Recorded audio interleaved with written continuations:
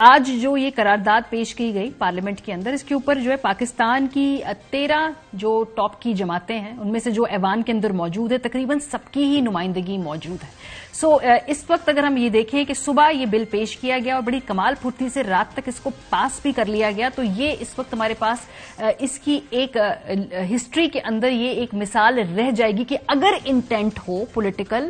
اور اگر آپ نے لیجسلیشن کرنی ہو عوامی مفاد رائے میں تو کی جا سکتی ہے، کیونکہ یہ لوگ کر لیتے ہیں جہاں پہ بھی ان کے سیاسی اختیارات اور جو باقی ان کے تحفظات ہوتے ہیں وہ انوالوڈ ہوتے ہیں، تو یہ پاسبل ہے۔ یہ 2-3 دفعہ پچھلے 11 ماہ میں آپ کو انہوں نے کر کے دکھایا ہے، لیکن جو اہم لیجسلیشن ہوتی ہے جس میں عوام کی مفاد رائے کی بات ہوتی ہے وہ کہیں نہ کہیں رہ جاتی ہے۔ تو یہ جو ڈاکومنٹ ہے یہ ٹیسٹمنٹ رہے گا کہ اگر پولیٹیکل ول ہو تو یہ کیا جا سکتا ہے، اگر نہ ہو تو اس قانونی الفاظ کے اندر الجھایا جاتا ہے لوگوں کو، اور ان سے ریلیٹڈ جو لیجسلیشن ہے اس کو بات کریں گے۔ بھٹی صاحب آپ سے آغاز کر لیتے ہیں۔ یہ جو قانون ہے کہ جس کے تحت آپ نے سپریم کورٹ کے جو ججز ہیں ان کے اختیارات کو ریگولیٹ کرنا ہے، یہ اس کے افادیت سے کسی کو انکار نہیں ہے، یہ کرنا چاہیے۔ میں پہلے کہہ چکی ہوں پروگرام بھی کی بریک سے پہلے کہ بہتر ہے کہ ادارے اپنی جو آپ نے اندر ریفارمز کرنے وہ خود کر لیا کریں، نوبت نہ آئے کہ اس طرح ایک دوسرے کی سپیس میں انکروچ کیا جائے۔ لیکن بہرحال جس طریقے سے بل پاس کیا گیا اس پہ سوالات اٹھتے ہیں، یہ پولیٹیکل انٹینٹ سے کیا گیا، یہ ایک خاص طریقہ کار ہے جس میں آپ اداروں کے کلیش کے نتیجے میں آج یہ بل پاس کیا جا رہا ہے۔ اس پہ آپ کی رائے کیا؟ دیکھیے مجھے تو اعتراض ہے، آپ کو نہیں ہوگا، مجھے اعتراض ہے، اور آج آپ نے بہت اچھا انٹرو دیا، ٹائم دیں نہ دیں لیکن میں آپ کو بتاؤں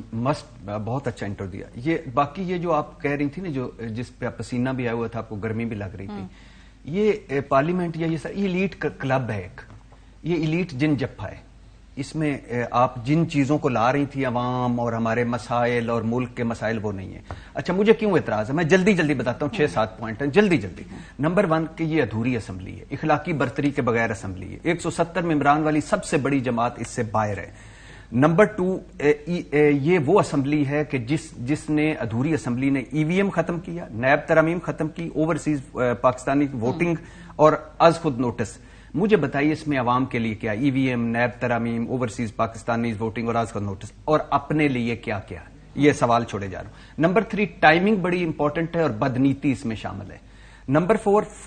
فوراً قانون سازی، آپ نے بتایا تھا 18ویں ترمیم جس طرح ہوئی، جتنی مسنگ پرسن بل جس طرح، جرنلسٹ پروٹیکشن بل و دیگر بل، اور ای وی ایم، نیب ترامیم اور آز خود نوٹس کیسے فوراً ہو جاتا ہے۔ نمبر 5 میں پوچھنا چاہتا ہوں کہ یہ ضرورت کیوں پڑی، کتنے آز خود نوٹس لیے عمر عطا بندیال صاحب نے، 3 یا 2، اور اتنے ifs اینڈ بٹس کیوں ڈالے گئے۔ نمبر 6 یہ عدلیہ پر دباؤ ہے، عدلیہ کو تقسیم کرنے کی جو مریم نواز نے ایک مہم شروع کی تھی، اور وہ خوش نصیب ہیں کہ ابھی تک 2 ججز کو سپریم کورٹ کے سرونگ جج کو سازشی کہہ کر بھی ابھی بھی بچی ہوئی ہیں، یہ وہ ہے۔ نمبر 3 یہ ترازو کا پلڑا تو برابر نہیں ہوا، ترازو کا توازن برابر نہیں، ترازو توڑنے کی کوشش ہے۔ نمبر 6-7 5 رکنی بینچ کے ایک بڑا حسین اتفاق ہے، 5 رکنی بینچ کے بعد اعظم نذیر تارڑ نے پریس کانفرنس کی اور کہا کہ فیصلہ 3-2 سے نہیں 4-3 سے آیا ہے، اور اس کے بعد 25 دن بعد وہی 2 ججز صاحب کے اختلافی نوٹ میں موجود تھا، اور ججز کے اختلافی نوٹ میں 2 جملے، ججز کے اختلافی نوٹ میں بڑی حسین اتفاق ہے کہ یہ تھا کہ یہ ون مین پاور شو نہیں ہونا چاہیے، آج خود نوٹس نہیں ہونا چاہیے، انہوں نے سوالے سے اپنی رائے کا اظہار کیا، اور یہ بھی جمہوریت کی خوبصورتی ہے کہ سب لوگ ایک ہی ڈگر پہ نہ چلے، ایک ڈفرنس آف اوپینین ہو، تبھی ججمنٹ میں خوبصورتی آتی ہے۔ جو انہوں نے 2 پوائنٹ اٹھایا تھا 2 ججز صاحبان نے، وہی اعظم نذیر تارڑ صاحب مسودہ لے کے چلے گا، اور وہی قانون سازی، اتفاق ہو سکتا ہے۔ اچھا پھر ہے آخری پوائنٹ کہ یہ 97 کی تاریخ دہرائی جا رہی ہے، 97 کی تاریخ، وہی عدلیہ پر چڑھائیاں اور حملوں کی نوعیت بدل گئی ہے، اور وہی ضرورت نہیں ہے نا، اور اس سے انہوں نے ویسے سبق سیکھ لیا، اور ابھی تک ان کو معلوم ہے کہ وہ ویژولز کتنے زیادہ ان کو ابھی تک ہانٹ کرتے ہیں، اور وہی ججز تقسیم وہی کچھ ہوتا نظر آ رہا ہے۔ اور آج مندو خیل صاحب نے جو کہا ہے کہ یہ ہمارا قانونی مسئلہ ہے، کہیں رک جائیں یار، 2-4 ادارے رہ گئے ہیں ان کو رک جائیں۔ یہ معاملہ ٹھیک ہے، یہ معاملہ ایکچولی ملٹی لیئرڈ ہے، یہ ایشو، یہ بات بالکل ٹھیک ہے مشرف صاحب کہ اس وقت ایشو یہ تھا کہ طے کرنا ہے کہ الیکشن وقت میں ہونے کہ نہیں ہونے، وہ ایک بڑی ڈبیٹ ہے جس کے اندر ایک یہ نیا یہ طے نہیں کرنا ماریا، الیکشن وقت پہ ہونے ہیں، اور الیکشن اگر وقت پہ نہ ہوئے تو آرٹیکل 6 جو ہے وہ آپ جو ہے پارکنگ لاٹ سے نکال کے سڑک پہ لے آئیں، گاڑی جو ہے اس میں اگنیشن میں لگا دیں اور تیار جائیں آرٹیکل 6 تک کے سفر کے لیے۔ دیکھیں ہمیں کلیئر ہونا چاہیے،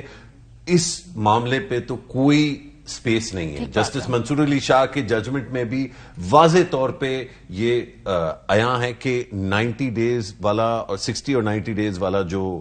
کنڈیشن ہے وہ کانسٹیٹیوشن میں اس پہ 100% کلیئرٹی، اس پہ ڈبیٹ نہیں ہو سکتی۔ ڈبیٹ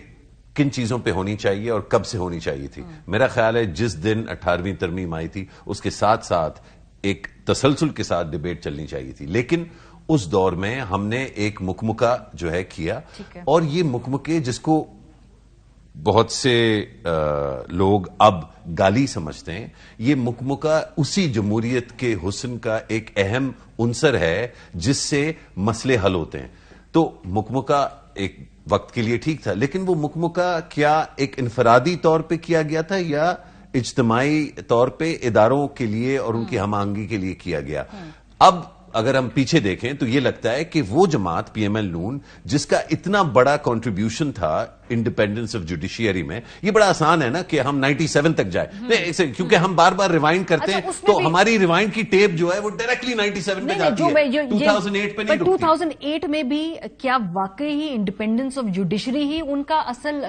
موٹو تھا، یا اس وقت ایک اور محلاتی سازش تھی جس کو ایک political ownership P M L N نے دی؟ جب پازیٹو سوال ہوتا ہے پی ایم ایل نون کے بارے میں تو وہاں پہ ہم جج کرتے ہیں، یہ فیصلہ کرنے کی کوشش کرتے ہیں کہ وہاں نیت جو ہے وہ ٹھیک تھی یا نہیں۔ اب یہ نیت والا معاملہ ایٹ لیسٹ میرے نظر سے انلیس کہ بہت زیادہ آبویس ہو یا کوئی لکھ کے دے اور مطلب ٹیلی گراف کرے، نیت کو ہم سائڈ پہ رکھ دیتے ہیں۔ ہم کہتے ہیں کہ جو ویزبلی بری نیت ہوتی ہے، جس طرح اس وقت بری نیت ہے، الیکشن آگے کرنے کی کوشش کی جا رہی ہے، اس میں دو رائے نہیں ہو سکتی، تو اس کو ہم جج کر سکتے ہیں۔ لیکن جو انڈیپینڈنس آف جوڈیشری، اگر عمران خان نے اچھی نیت کے ساتھ سپورٹ کیا جوڈیشل موومنٹ کو، لائرز موومنٹ کو، اگر اعتزاز احسن نے اچھی نیت کے ساتھ کیا، اگر ایون افتخار چودھری جنہوں نے جوڈیشل اوور ریچ میں بہت بڑا ایک کردار جو ہے